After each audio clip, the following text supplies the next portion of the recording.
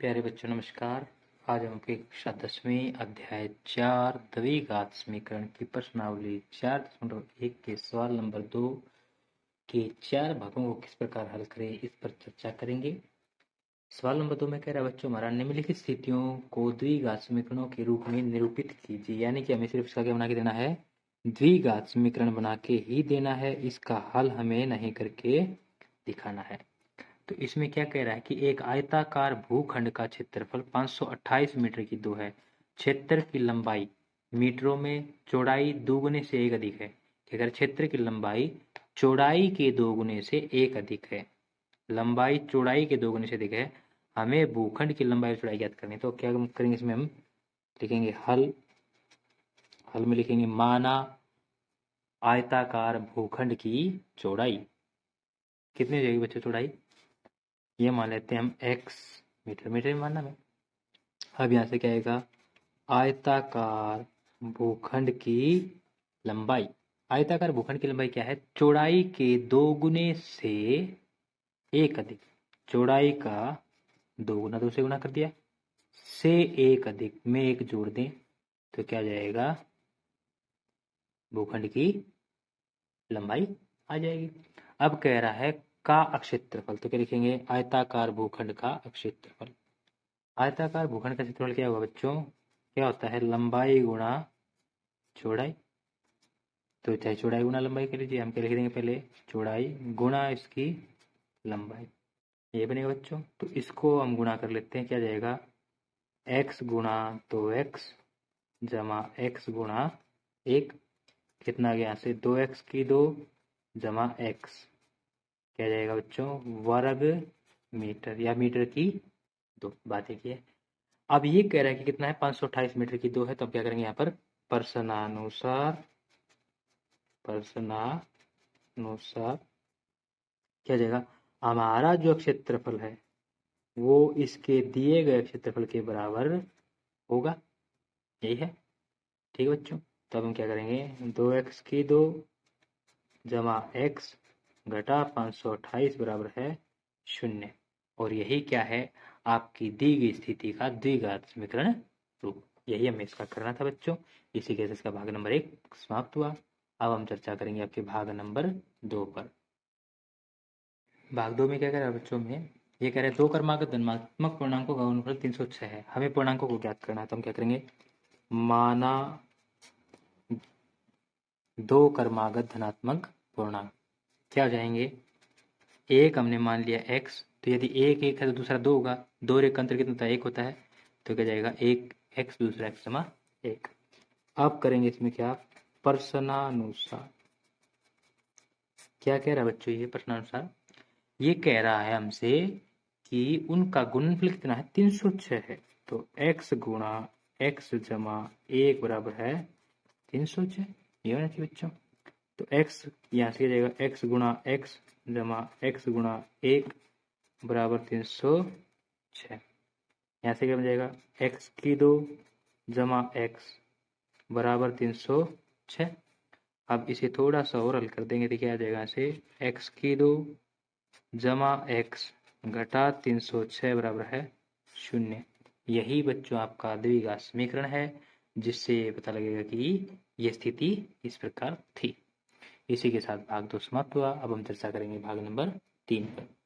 भाग नंबर 3 में क्या कर बच्चों से, ये कह रहा है कि रोहन की माँ उससे 26 वर्ष बड़ी है, उनकी आयु वर्षों में जो कि है उसका गुणनफल अब से 3 वर्ष पश्चात 360 हो जाएगी। तो रोहन की वही वर्तमान आयु में क्या करनी है, ज्ञात करनी है। तो भाग नंबर 3 का बच्चों हम करेंगे क्या, हल। इसमें क्या करेंगे हम, माना रोहन की आयु, क्या मान लिया बच्चों हमने, x वर्ष। अब हमें क्या निकालना है, उसकी माँ की आयु। तो लिखेंगे रोहन की माँ की आयु।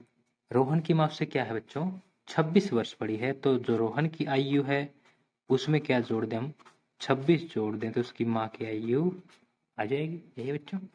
अब क्या कह रहा है कि 3 वर्ष पश्चात, ये कह रहा है ना कि आयु का गुणनफल वर्षों में 3 वर्ष पश्चात, यही कहा इसने भाई, 3 वर्ष पश्चात क्या 360 हो जाएगी। तो हम क्या निकालेंगे यहाँ से, 3 वर्ष पश्चात 3 वर्ष पश्चात किसकी आयु? रोहन की आयु और फिर रोहन की माँ की आयु। 3 वर्ष पश्चात बच्चों की आयु होगी जो आज की आयु है उसमें क्या जोड़ दें? 3, यही होगी। आज आपकी जो आयु है 3 साल बाद वही आयु जो आज की आयु उसमें 3 जोड़ें। इसी तरह इसकी माँ की आयु क्या थी? x जमा 26 थी, उसमें कितना जोड़ दें? 3। तो कितना आ गया? x जमा 26 और 3 29 वर्ष। अब क्या करेंगे बच्चों? प्रश्नानुसार। प्रश्नानुसार क्या करें बच्चों? 3 वर्ष पश्चात उनकी आयु का गुणनफल। किसका? रोहन की आयु का और रोहन की माँ की आयु का गुणनफल कितना जाएगा? 360 बन जाएगा।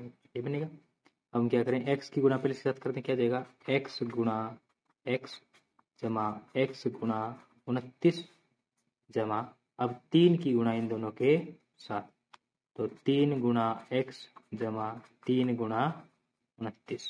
ठीक है बच्चों, बराबर कितना जाएगा? 360।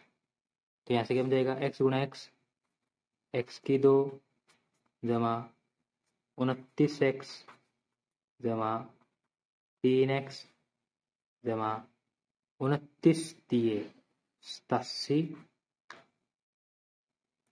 बराबर 360। यही है। अब यहाँ से क्या बन जाएगा? x की 2 जमा 29 और 3 कितना जाएगा बच्चों? आपका जाएगा 32x जमा 87 बराबर 360। अब यहाँ से क्या बन जाएगा? x की 2 जमा 32x जमा 87 घटा 360 बराबर है 0। ये बनेगा। अब क्या करेंगे? 360 में से 87 को घटा देंगे तो आपका क्या जाएगा? उत्तर आ जाएगा। उत्तर किस में आएगा? घटा में, क्योंकि 360 किसका है? घटा का, इसलिए उत्तर भी किसका आएगा? घटा। क्या जाएगा बच्चों? कितना? 273 बराबर 0। और यही हमारा क्या है? द्विघात समीकरण है, जिससे क्या निकलेगी? रोहन की वर्तमान आयु निकलेगी किसमें? वर्षों में। अब हम बात करेंगे आपके भाग नंबर 4 की। क्या कह रहा है भाग नंबर 4 में? एक रेलगाड़ी की 480 किलोमीटर की दूरी समान चाल से तय करती है। यदि इसकी चाल को 8 किलोमीटर प्रति घंटा कम होती तो उसी दूरी को तय करने में 3 घंटे अधिक लेती। हमें रेलगाड़ी की चाल को क्या तय करना है? तो बच्चों इसमें क्या करेंगे? सबसे पहले मानेंगे माना रेलगाड़ी की चाल। हमने से मान लिया बच्चों x किलोमीटर प्रति घंटा। अब हम लिखेंगे x किलोमीटर प्रति घंटा की चाल से 480 किलोमीटर दूरी तय करने में लगा समय कितना बच्चों? बराबर है, क्या होता है? चाल बटे दूरी होता है समय। कितना जाएगा? इतने घंटे, 480 बटे 100 घंटे लेगी। अब हम क्या करेंगे? चाल कम करने पर रेलगाड़ी की नई चाल। रेलगाड़ी की नई चाल क्योंकि ये जो चाल चल रही है इससे 8 किलोमीटर कम कर रहा है, यानी कि इसमें से 8 घटा दे तो 8 किलोमीटर कम हो जाएगी प्रति घंटा। क्या लिखेंगे? इस किलोमीटर प्रति घंटा की चाल से दूरी तय करने में लगा समय कितना जाएगा? x घटा के 8 किलोमीटर प्रति घंटा की चाल से 480 किलोमीटर दूरी तय करने में लगा समय क्या होगा? दूरी भाग चाल, इतने घंटे आ जाएगा। ठीक है। अब हम क्या करेंगे बच्चों? प्रश्नानुसार।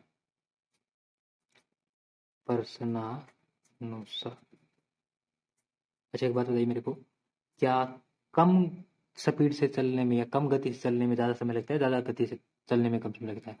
कम गति से हम चलेंगे तो ज़्यादा समय लगेगा। इसका मतलब क्या होगा? ये बड़ा होगा, ये छोटा जाएगा। तो यहाँ से क्या बन जाएगा बच्चों हमारे पास? ये कह रहा है कि जब इससे चलते हैं तो 3 घंटे अधिक लेती है, ये कह रहा है। तो यानी कि इसका और इसका अंतर कितना जाएगा? 3 घंटे जाएगा। हम यहाँ से क्या कर देंगे?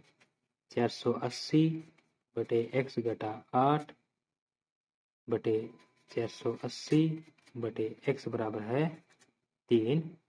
ठीक है, ये था बच्चों समय, ये है।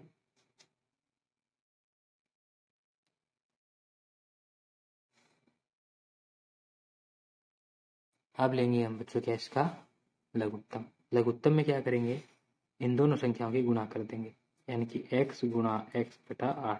इसमें संख्या खुद है तो इसको छोड़ दीजिए, इसके अलावा क्या बच गया x, उस x की गुणा 480 के साथ कर देंगे तो यहाँ से क्या जाएगी 480x घटा इसमें क्या है x, तो इसकी गुणा इसके साथ कर दी जाएगी, क्या जाएगा घटा 480 गुणा x घटा 8 बराबर है 3। ठीक है बच्चों, इतना आ जाएगा। अब हम क्या करेंगे, इसको अंदर गुणा करके हल कर लेते हैं एक बार। यहाँ से क्या बन जाएगा आपके पास, यहाँ से बनेगा बच्चों हमारा क्या 480x घटा 400, इसके साथ गुणा करेंगे तो देगा 480x, ये घटा का ही जमा का तो घटा जाएगा। अब ये घटा घटा क्या जाएगा जमा, 0 का 0, 8 8 64, हासिल 6, 8 चौके 32 और 6 38, ये गुना बनेगा। अब नीचे वाले का भी क्या करते हैं, गुणा कर देते हैं, इसकी गुणा के साथ करेंगे तो क्या जाएगा x गुणा x, x की 2 घटा 8x बराबर है 3। ठीक बच्चों, इतना बन गया। यहाँ से क्या जाएगा 480 में 480 जाएगा तो कितना जाएगा बच्चों, ये तो खत्म है, शून्य जाएगा, तो क्या बचेगा हमारे पास 3840 बटा x की 2 घटा 8x बराबर है 3। इसके नीचे कुछ नहीं क्या मान लेंगे 1। अब यहाँ से क्या करेंगे आर पार गुणा करने पर यही बन जाएगा 3 गुणा x की 2 घटा 8x बराबर 3840, क्योंकि इसकी गुणा तो एक साथ होनी है इसलिए ऐसे ऐसा। अब 3 की गुणा इनके साथ कर देंगे तो क्या जाएगा 3x की 2 घटा 3 अट्ठे 24x बराबर 3840। तो यहाँ से क्या जाएगा 3x की 2 घटा 24x, इसको इस तरह क्या जाएगा घटा 3840 बराबर है 0। और यही आपका वो समीकरण है जिससे हम रेलगाड़ी की चाल ज्ञात कर सकते हैं। ठीक है, तो इसी के साथ आपका सवाल नंबर 2 का भाग नंबर 4 भी समाप्त हुआ और सवाल नंबर 2 समाप्त हुआ। आज की वीडियो में इतना ही। ठीक है बच्चों, आप हमारा ये वीडियो SR क्लासेस हमारे यूट्यूब चैनल पर देख रहे थे। यदि आपको हमारा वीडियो अच्छा लगा तो हमारे चैनल को सब्सक्राइब करें और अपने सभी फ्रेंड के साथ इसे शेयर करें और वीडियो को लाइक करें और बेल आइकन को दबाना ना भूलें। धन्यवाद।